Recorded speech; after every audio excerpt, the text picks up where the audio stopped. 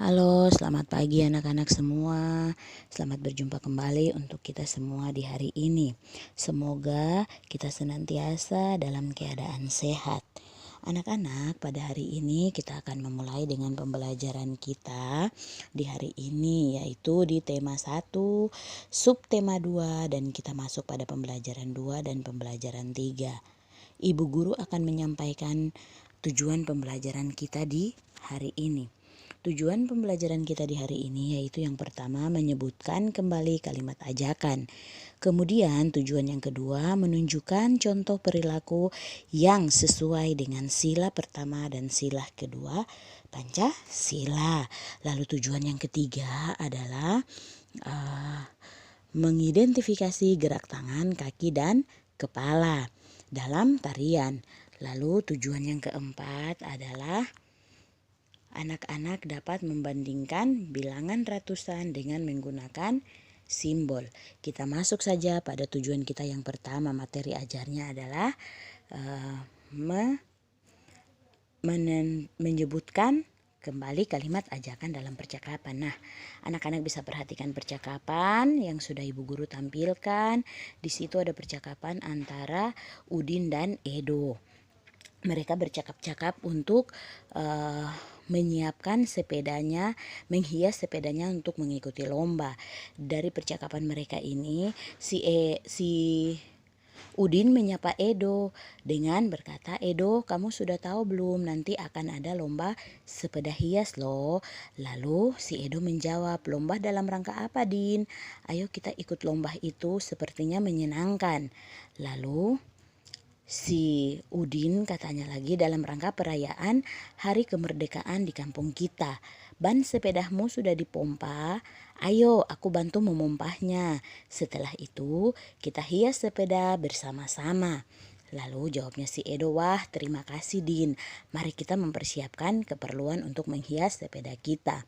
Iya, anak-anak, demikian percakapan singkat antara Edo dan Udin.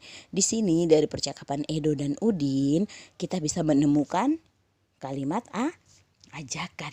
Kita bisa menemukan kalimat ajakan. Di situ terdapat yang perlu anak-anak tahu, bahwa untuk menemukan kalimat ajakan, kita harus mengetahui dulu kalimat ajakan itu menggunakan kata apa. Materi lalu-lalu Ibu Guru sudah kasih tahu bahwa untuk menemukan kalimat ajakan kita harus menggunakan kata ayo atau kata mari. Berarti gampang kita bisa menemukan dalam percakapan ini. Di sini percakapan yang diucapkan Edo, kalimat ungkapannya ada pada percakapan yang diucapkan Edo pertama, yaitu ayo kita ikut lomba itu. Ayo berarti kan dia mengajak.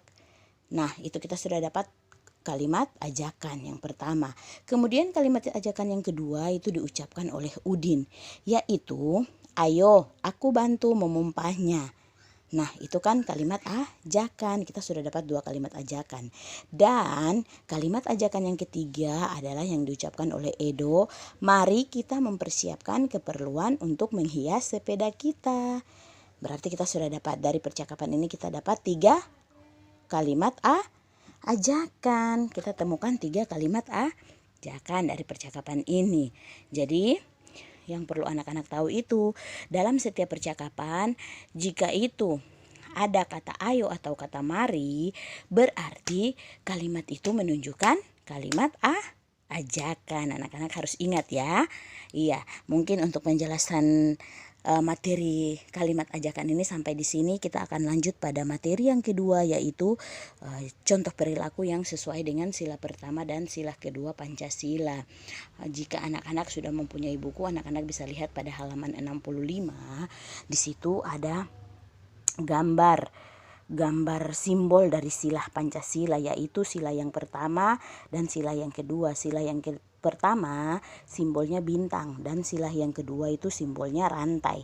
Nah, di sini ada bacaan. Ibu Guru akan membacanya dan anak-anak mendengarnya ya.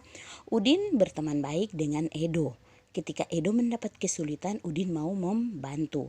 Meskipun sedang asik bermain, Udin tidak melupakan kewajiban beribadah. Sikap Udin dan Edo sesuai dengan pengamalan Pancasila, terutama sila pertama dan kedua. Nah, berarti dari kalimat di atas itu sudah kita temukan bahwa sikap mereka itu sudah sesuai dengan pengamalan Pancasila. Nah, tapi manakah yang merupakan pengamalan Pancasila pada sila pertama dan manakah yang merupakan pengamalan Pancasila pada sila kedua? Kita bisa sebutkan bersama-sama. Sila pertama Pancasila itu berbunyi ketuhanan yang Maha Esa. Berarti kalimat yang cocok dengan pengamalan Pancasila atau contoh kalimat di atas itu adalah meskipun sedang asik bermain, Udin tidak melupakan kewajibannya beribadah. Itu contoh pengamalan Pancasila pada sila pertama Pancasila. Meskipun sedang asik bermain, Udin tidak melupakan kewajibannya beribadah. Jadi contoh-contoh pengamalan Pancasila yang lainnya itu adalah kita taat beribadah. Kita jangan melupakan kewajiban kita untuk beribadah.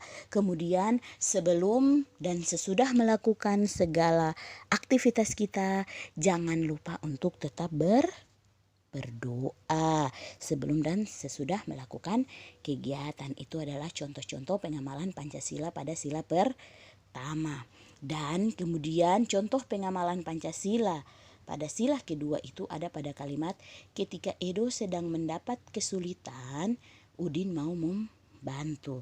Nah, bunyi sila kedua Pancasila adalah kemanusiaan yang adil dan beradab. Jadi kita harus mau menolong teman yang sedang membutuhkan bantuan, yang sedang kesulitan. Kita harus membantu. Kita tidak boleh memaksakan teman. Kemudian kita harus adil dengan siapa saja. Dalam bermain kita tidak boleh pilih-pilih teman. Itulah contoh pengamalan Pancasila pada sila kedua Pancasila. Jadi diingat ya anak-anak, apa saja yang harus saya lakukan untuk menunjukkan pengamalan sila pertama Pancasila dan apa saja yang harus saya lakukan untuk menunjukkan sikap pengamalan Pancasila pada sila kedua. Ya, sampai di sini dulu. Kita lanjutkan lagi pada materi yang ketiga, tujuan pembelajaran kita yang ketiga, yaitu mengidentifikasi gerak gerak tangan, kaki dan kepala dalam tarian. Nah, di sini anak-anak bisa perhatikan lagi gambar gerakan-gerakan tarian ya yang ada dilakukan oleh anak laki-laki dan anak perempuan. Di situ mereka melakukan gerak-gerak tarian secara berurutan. Jadi anak-anak bisa mempraktekkan gerakan-gerakan ini di rumah. Mengikutinya di rumah, latihannya dengan bapak, mama atau dengan kakak, adik boleh ya. Dan perhatikan gerak tangan, gerak kaki dan gerak kepala dari contoh gambar yang sudah ada itu. Anak-anak bisa memprakteknya sendiri di rumah, melakukannya di rumah dengan bantuan kakak atau adik ya, bisa ya. Kemudian kita lanjut pada materi yang berikutnya. Materi yang berikutnya yaitu membandingkan dua bilangan dengan simbol. Nah, kalau kita punya materi membandingkan, pertemuan sebelumnya kita sudah belajar membandingkan. Tapi itu kita membandingkan dengan kata lebih dari, kurang dari, dan sama dengan atau sama banyak. Nah, dari kata lebih dari, kurang dari, dan sama dengan bisa kita ubah dalam bentuk simbol. Ini ibu guru percaya anak-anak sudah pelajari di kelas 1. Apa itu simbol yang menunjukkan kurang dari, apa itu simbol yang menunjukkan lebih dari, dan apa itu simbol yang menunjukkan sama dengan. Nah, anak-anak perhatikan satu contoh yang ada ibu guru tampilkan. Di sini ada dua bilangan ratusan, yaitu yang pertama bilangan 225 dan 252. Di situ kita akan membandingkan dua bilangan ini. Nah, seperti yang sudah ibu guru jelaskan bahwa untuk membandingkan dua bilangan, anak-anak perlu tahu nilai tempatnya dulu. Jika nilai angka ratusannya masih sama, berarti kita bandingkan lagi nilai puluhannya. Nilai puluhannya lagi. Kalau masih sama, berarti kita bandingkan lagi pada nilai satuannya, nilai tempat satuannya. Nah, dari sini contohnya ini 225 dan 252. manakah yang lebih banyak ataukah manakah yang lebih kurang. Di situ setelah dibandingkan ternyata 225 dia kurang dari 252. Maka di situ kita bisa menulisnya dengan kata kurang dari. Tapi kita juga bisa menggunakan simbol karena materi kita di hari ini adalah menggunakan simbol. Anak-anak perhatikan contoh simbol-simbol yang sudah ada ini. Simbol yang seperti ini itu menunjukkan bilangan kurang dari. Simbol seperti ini menunjukkan bilangan lebih dari. Dan simbol seperti ini menunjukkan bilangan sama dengan. Maka kalau kita mau menggunakan simbol dengan kita punya contoh yang tadi, dua bilangan tadi 225 dan 252, itu kita menggunakan simbol kurang dari. Yang berarti bentuknya ke sebelah, dia menghadap ke belakang. Ya, dia menghadap ke belakang.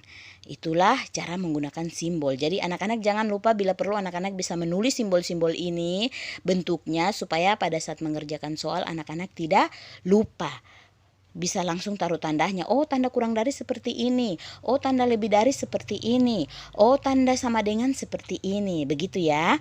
Iya, sampai di sini dulu penjelasan Ibu Guru. Ibu Guru harap anak-anak bisa pahami apa yang sudah Ibu Guru sampaikan. Jika kurang jelas nanti anak-anak akan bertanya kembali sama Ibu Guru. Anak-anak bisa bertanya kembali ya. Oke, Ibu Guru tutup dulu pembelajaran kita di pagi hari ini. Jangan lupa untuk tetap mematuhi protokol kesehatan dalam melakukan segala aktivitas. Terima kasih dan selamat pagi.